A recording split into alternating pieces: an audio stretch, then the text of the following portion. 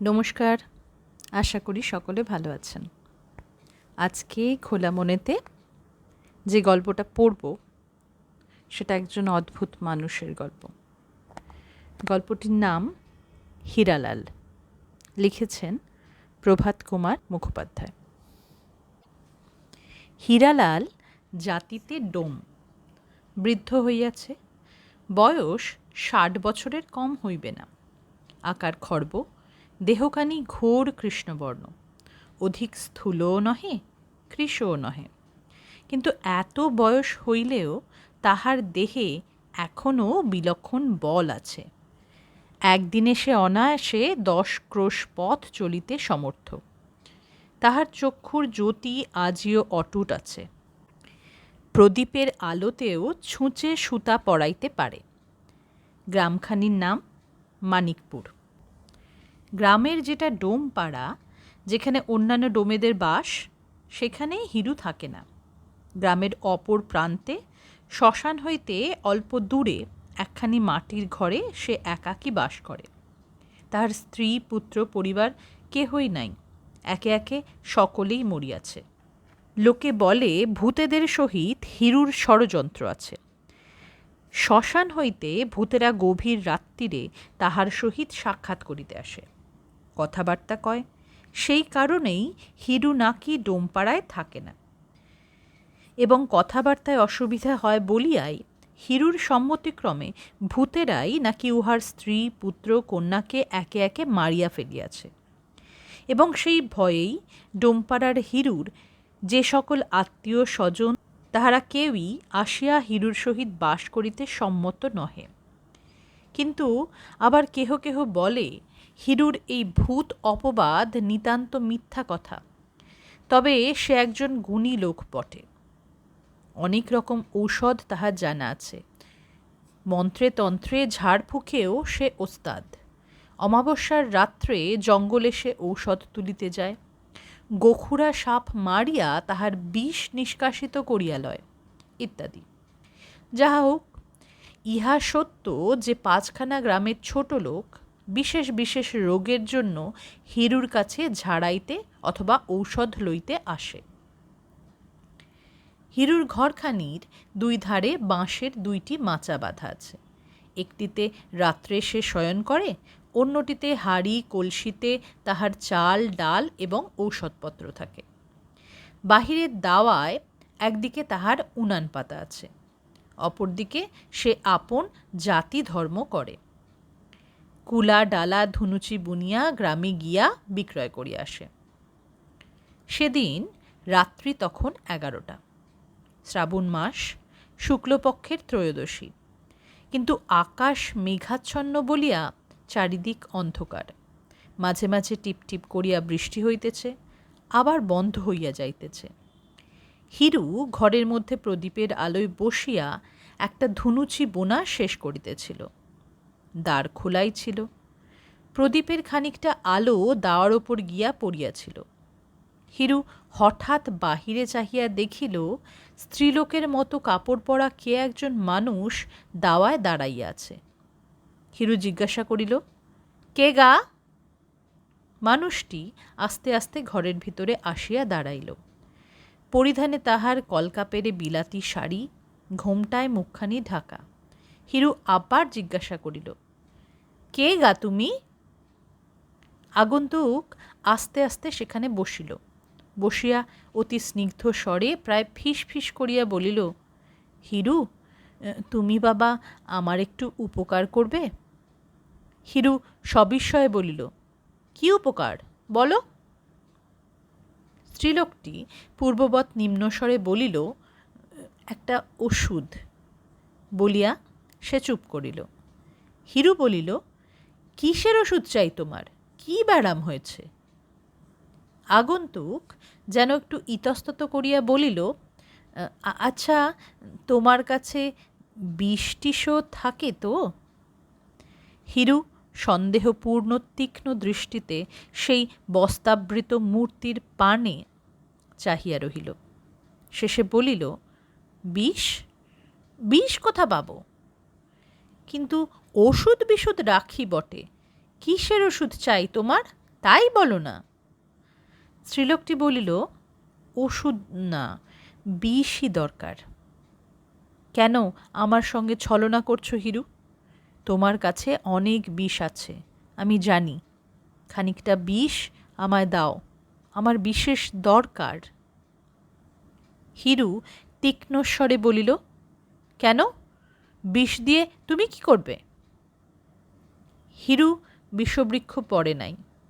ইহা মনে নিশ্চয় জানিয়া স্ত্রীলোকটি বলিল, শেয়ালের বড় উপদ্রব হয়েছে, বুঝেছ? রান্নাঘরের বেড়া ফাঁক করে রোজ রাত্রে শেয়াল ঢুকে আমার হাঁড়ি খেয়ে যায়। 2টো শেয়াল মরে, এই রকম খানিকটা বিষ তুমি আমায় দিতে পারো? হিরু কিছুক্ষণ চুপ করিয়া রহিল।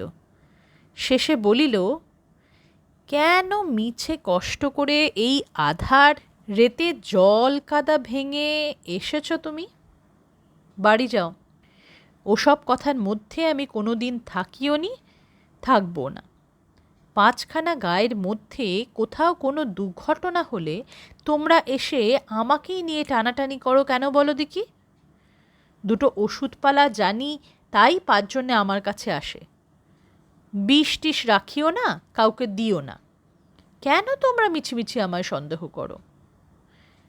রমণী বিস্মিতভাবে বলিল, আমরা সন্দেহ করি?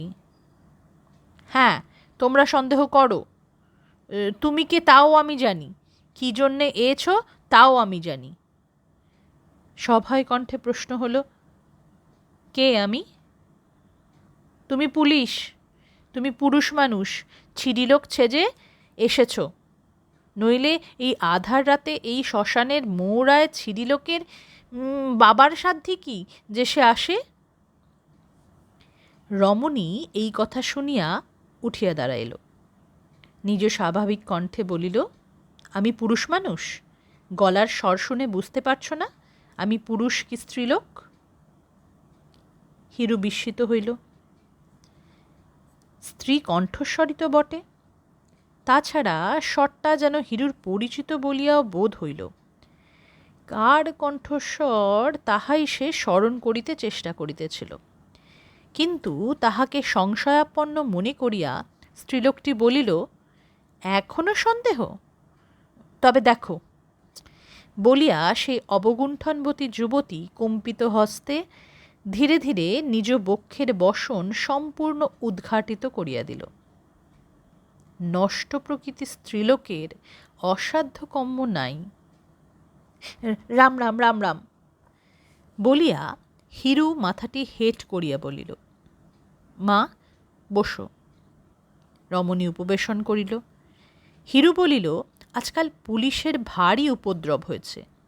তোমার ঘোমটা দেখে, তোমায় ফিস ফিস করে কথা বলছো এই দেখে আমি সন্দেহ করেছিলাম তুমি জাল মেয়ে মানুষ, আসলে পুলিশের কোনো টিকটিকি। স্ত্রীলোকটি অবগুণ্ঠনের ভেতর হইতে বলিল, এখন তো তোমার সন্দেহ গেল?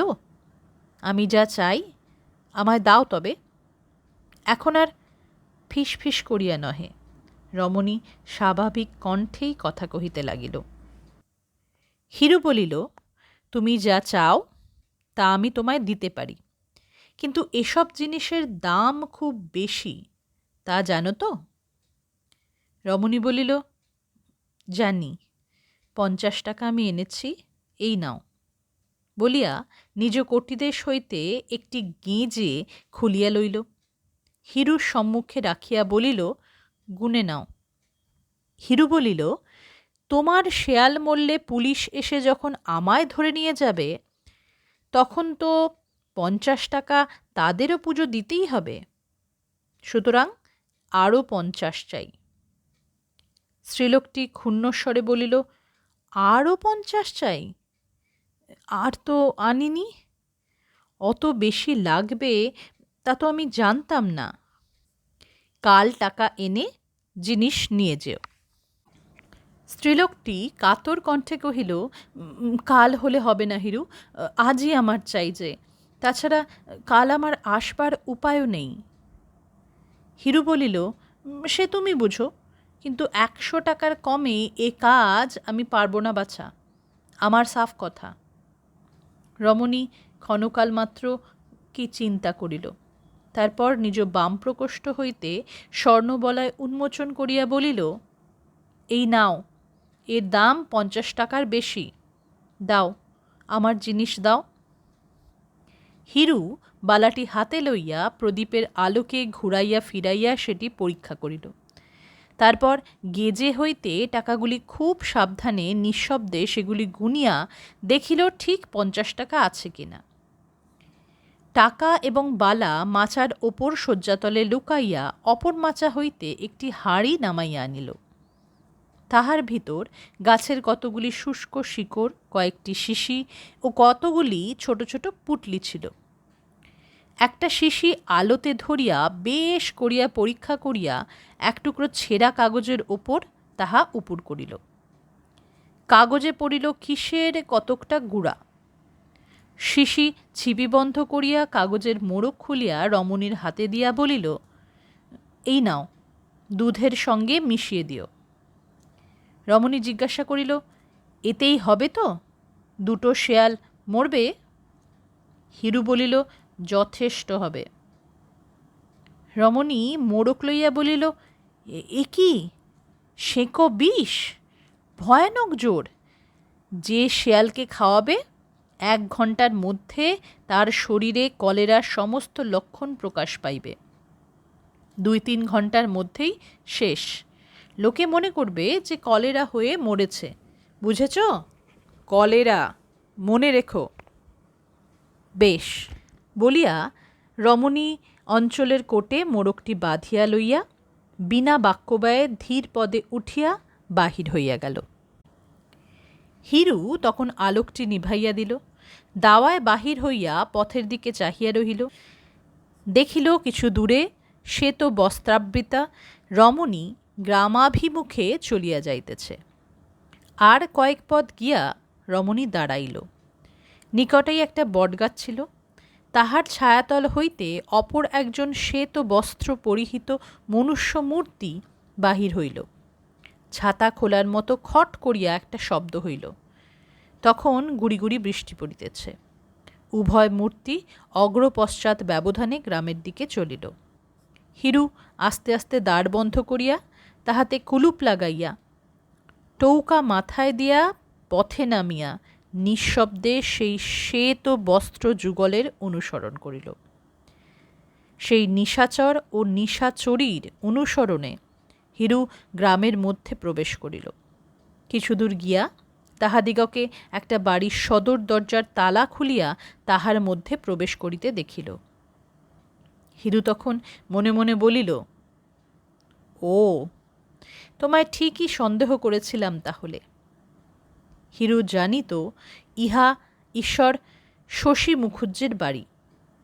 বুঝিল যুবতী তাহারই পুত্রবধূ নীরদা। এই বাড়িতে হিরু মাঝে মাঝে আসিয়া নীরদাকে কুলাটা ডালাটা বিক্রয় করে। গত 2 বৎসর যাবৎ ইহার স্বামী বিদেশে। হিরু শুনিয়াছিল নীরদার স্বামী শীঘ্র বাড়ি আসিবে। 4 বৎসরের একটি ছেলে মাত্র লইয়া যুবতী একাকিনী এই গৃহে বাস করে।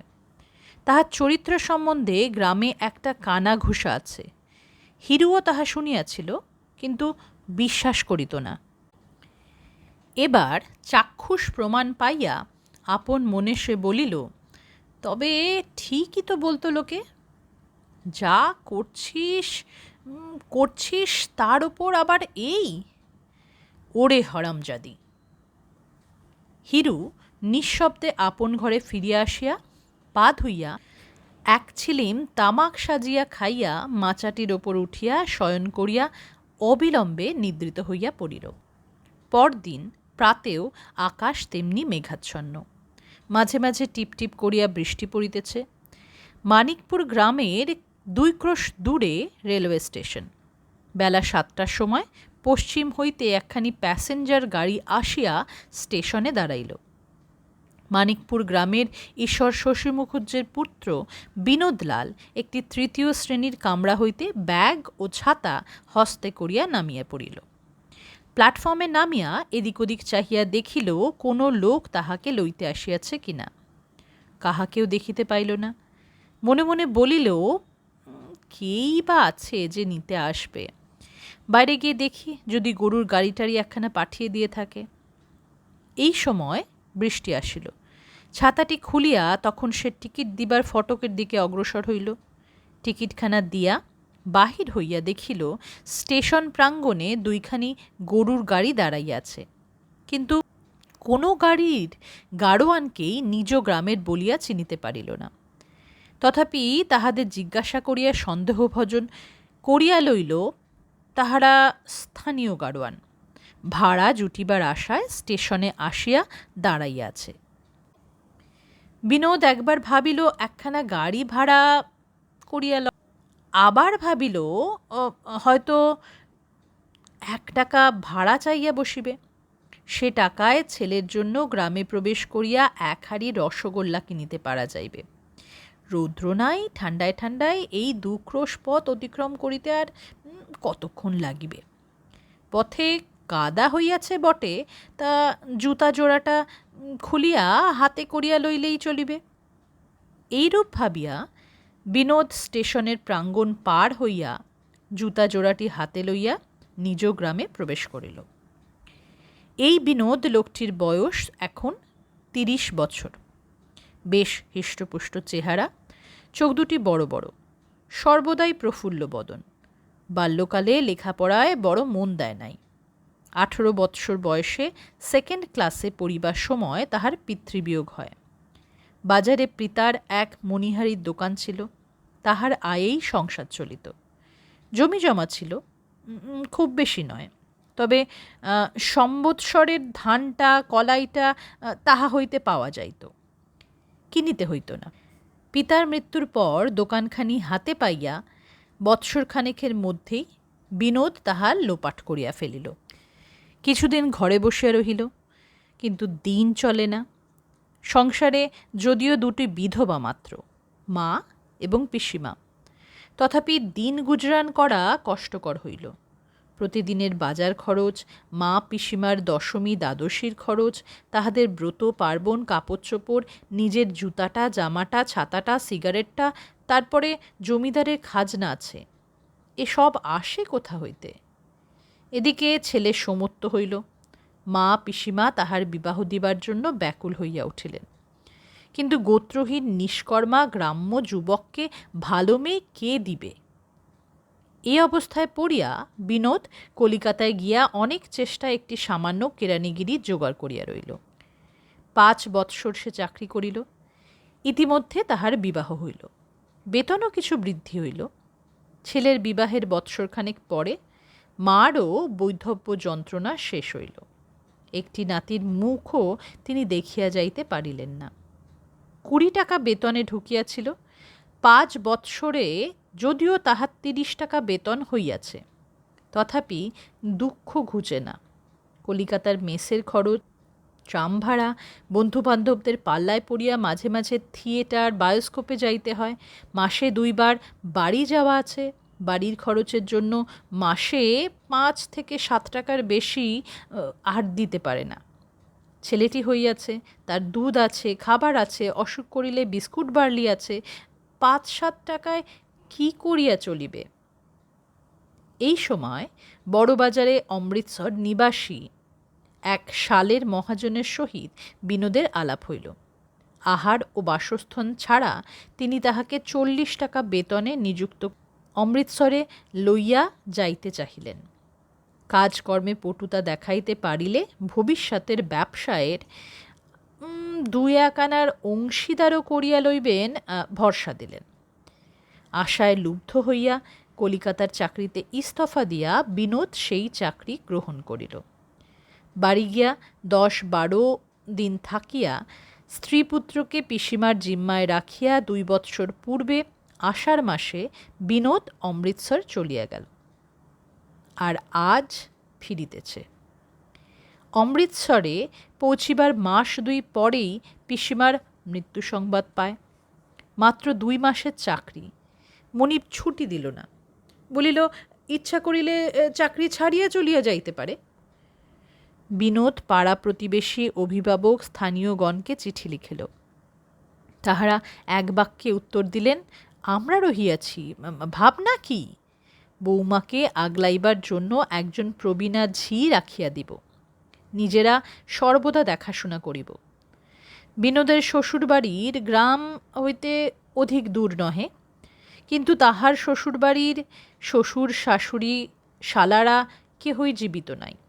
বিধবা খুড়শাশুড়ি তাহার নাবালক পুত্রকন্যাগণ সহ সেখানে বাস করেন। তথাপি বিনোদ সেই খুড়শাশুড়িকে পত্র লিখিল।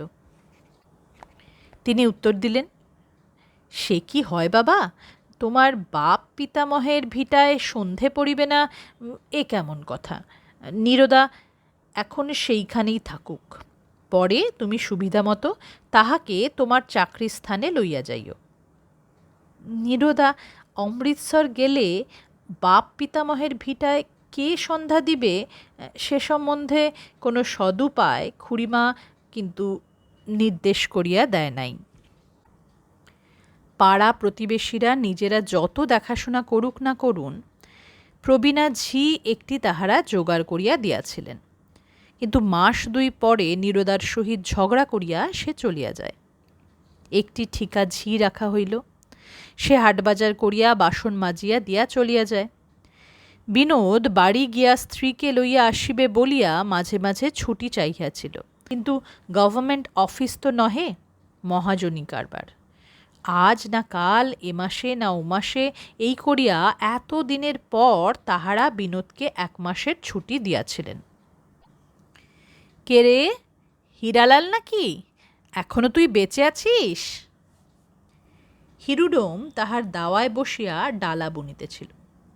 চাহিয়া দেখিল ছাতা মাথায়, জুতা ও ব্যাগ হাতে বিনোদ রাস্তায় দাঁড়াইয়া ঐরূপ চিৎকার করিতেছে।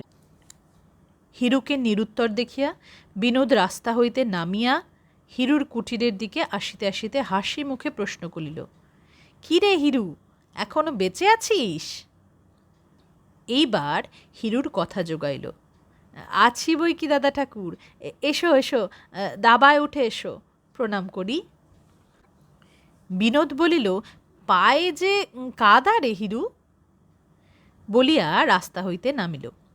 নিকটে একটা গর্তে বর্ষার জল দাঁড়াইয়াছিল, সেইখানে পা ধুইয়া হিরুর দাওয়ায় গিয়া উঠিল। হিরু তাহাকে প্রণাম করিয়া বসিবার জন্য নতুন এক টুকরা বাঁশের চাঁটাই বিছাইয়া দিয়া জিজ্ঞাসা করিল, এতদিন বাড়ি ছেড়ে কোথায় ছিলে দাদা ঠাকুর? অমৃতসরে চাকরি করছিলাম রে। কেন, যাবার সময় তো তোকে বলে গিয়েছিলাম, মনিব ছুটি দেয় না, কাজেই আসতে পারিনি, 1 মাসের ছুটি পেয়ে বাড়ি এসেছি। হিরু গম্ভীর মুখে অন্যদিকে চাহিয়া বসিয়া রহিল। তাহার ভাব দেখিয়া বিনোদ জিজ্ঞাসা করিল, হিরু, তুই মুখখানা অমন হাড়ি পানা করে বসে রয়েছিস যে? 2 বছর পরে দেখা, একটা কথা করছিস না? হ্যাঁ রে, আমাদের বাড়িতে কোনো খারাপ খবর আছে নাকি? তুই আজকালের মধ্যে আমাদের ওদিকে গিয়েছিলি? আমার ছেলে, পরিবার সবাই ভালো আছে তো? হিরু গম্ভীরভাবে বলিল, অনেক দিন ওদিকে যাওয়া হয়নি। তা যাবি কেন? আমি বিদেশে যাবার সময় তোকে বলে গেলাম, হিরু, আমাদের বাড়ি সব্বদা যাবি, বউ একলা রইল, দেখবি শুনবি, খোঁজ খবর নিবি। তুই বললি, তা আর খোঁজ খবর নেব না দাদা ঠাকুর? তোমার বাপ একদিন আমার যে উপকারটা করেছিল, তা তো আমি তো তোমাদের বিনে মাইনের বাঁধা চাকর। তুই এ কথা বলেছিলি কিনা বল? হিরু পূর্ববৎ গম্ভীরভাবে বলিল, মাঝে মাঝে গেছি বই কি, আমি তোমাদের বাড়িতে না গেলেও খবর টবর পাই। বৌমাকে কালও আমি পথে দেখেছি, সবাই ভালোই আছে। বিনোদ বলিল, আচ্ছা হিরু, তুই বস, আমি এখন উঠি, বাড়িতে হয়তো তারা কত ভাবছে। বলিয়া বিনোদ উঠিয়া দাঁড়াইল। হিরু বিনোদকে প্রণাম করিয়া গম্ভীর মুখে বসিয়া রহিল। বিনোদ চলিয়া গেলে সে আপন মনে বলিল, হায় রে সংসার। আজ আর হিরু কুলা ডালা লইয়া গ্রামে বিক্রয় করিতে বাহির হইল না, সমস্ত দিন ঘরে বসিয়া রইল। তামাক খাইল, অনেক চিন্তা করিল। সন্ধ্যা হইল, রাত্রি হইল, তখন প্রায় 12টা। হিরু তখন গতরাত্রে প্রাপ্ত সেই বালা ও টাকা 50টি লইয়া কোমরে বাঁধিয়া ঘর বন্ধ করিয়া আস্তে আস্তে বাহির হইল। গ্রামের ভিতর দিয়া ক্রমে বিনোদের বাড়ির নিকট পৌঁছিল। বাড়ির চারদিক প্রদক্ষিণ করিয়া দেখিল ভিতরে কোনো সাড়া শব্দ নাই, নিস্তব্ধ। কিন্তু উঠানের আম গাছে আলো পড়িয়াছে। খিড়কি দুয়ারের নিকটবর্তী প্রাচীরের একটা স্থান নির্বাচিত করিয়া কৌশলে তাহার ওপর উঠিয়া হিরু নিঃশব্দে ভিতরে লাফাইয়া পড়িল। ধীরে ধীরে অগ্রসর হইয়া গিয়া দেখিল রান্নাঘরের নিকট হ্যারিকেন লণ্ঠন মিটিমিটি করিয়া জ্বলিতেছে। হিরু ধীরুপদে সম্মুখে গিয়া বলিল, কি দিদি ঠাকুরুন, এখনো ঘুমাওনি? সহসা হিরুর আগমনে নীরদা ভয়ে একেবারে কাঠ হইয়া গেল। কোনো কথাই সে বলিতে পারিল না।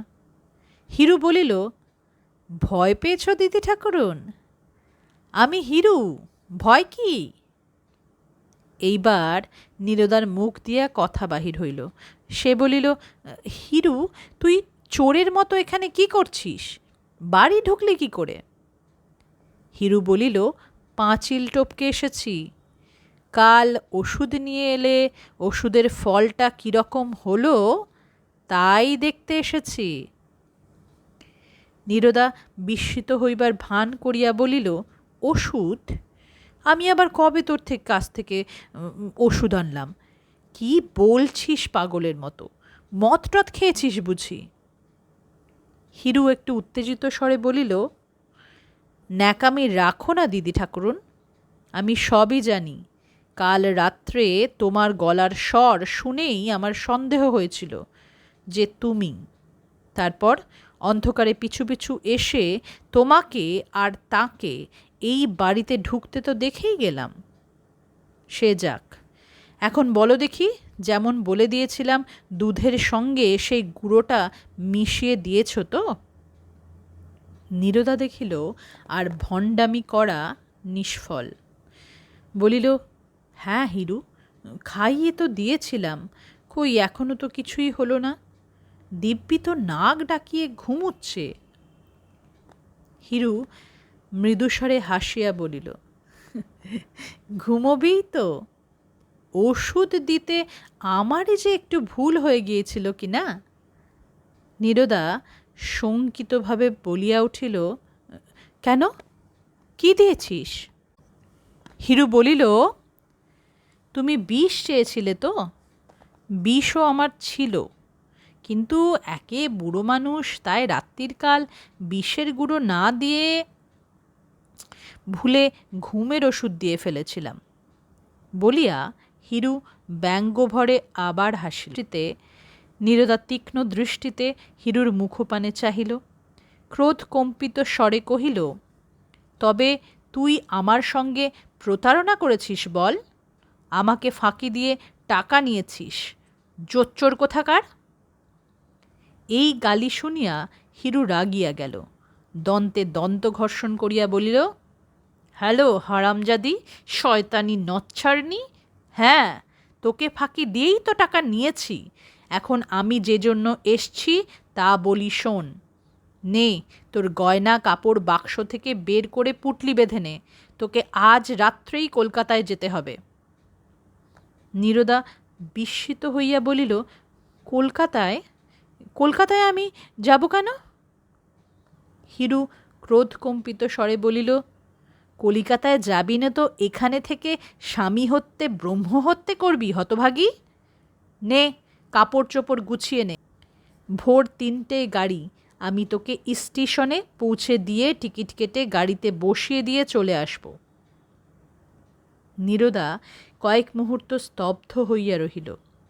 পরে বলিল, হিরেলাল, তোর আস্পর্ধা তো কম নয়, আমায় হুকুম করছিস আমি যদি কলকাতা না যাই? হিরু বলিল, না যাস? এখনই বিনোদ ঠাকুরকে জাগিয়ে সব কথা তাকে খুলে বলবো। তাতে আমাতে দুজনে মিলে তোকে খুন করে উঠোনে গর্ত খুঁড়ে তোকে পুঁতে ফেলব। হিরুর ভঙ্গি দেখিয়া এবং তাহার কথা শুনিয়া নীরদা ভয়ে কাঁপিয়া উঠিল। বলিল, হিরু, আমি যদি কোনো দোষ করে থাকি আমার স্বামী তার বিচার করবেন। তিনি যদি আমায় ত্যাগ করেন তখন আমি কলকাতায় যাব, যেখানে হয় যাব।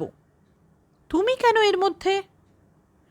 হিরু বলিল, আহা নেকু, স্বামী তোমার বিচার করবেন, বেচারি অঘরে পড়ে ঘুমুচ্ছে। তুমি যদি আজ রাতেই তার গলাটি ছুরি দিয়ে কেটে দাও, যে বিষ খাওয়াতে পারে সে কি আর গলা কাটতে পারে না? ওসব কথা আমি শুনব না। ভোর 3টের গাড়িতে তোমায় যেতেই হবে কলকাতা। না যদি রাজি থাকো বলো, আমি শোরগোল শুরু করে দিই।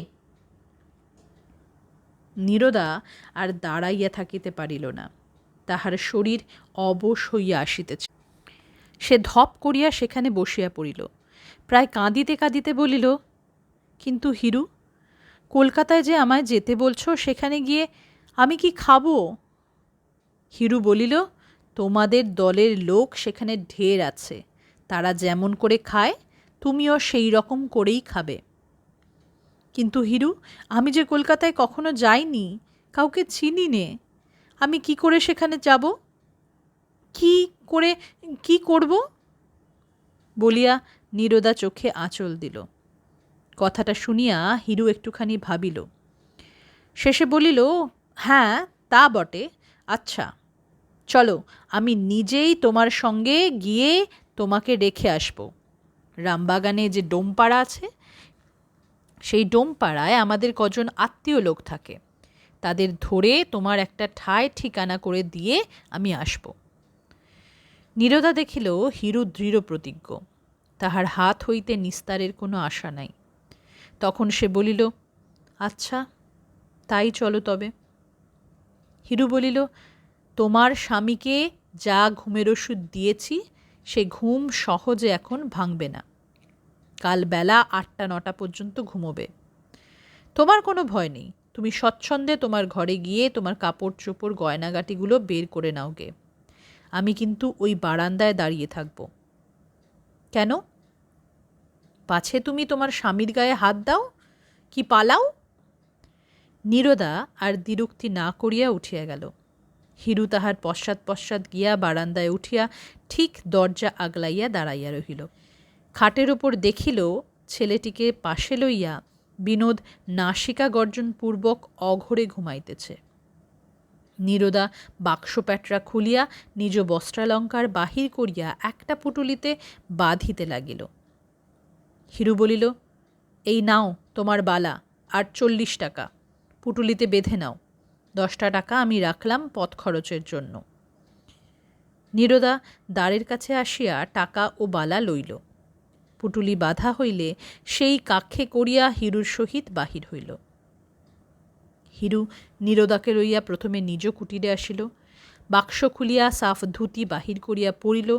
বহুকালের একটা পিরান ছিল, তাহা গায়ে দিল। একখানি উর্নি চাদর ছিল, তাহা মাথায় বাঁধিল। জুতা পায়ে দিয়া ছাতা লইয়া ঘরের দ্বারে কুলুপ দিয়া নীরদার পশ্চাৎ পশ্চাৎ স্টেশনের দিকে চলিল।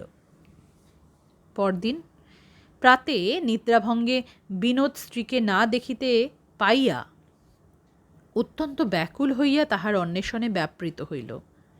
ছেলেটা মা মা করিয়া কাঁদিতে লাগিল। ক্রমে বিনোদ অভাগিনীর পদস্খলনের বৃত্তান্ত অবগত হইল।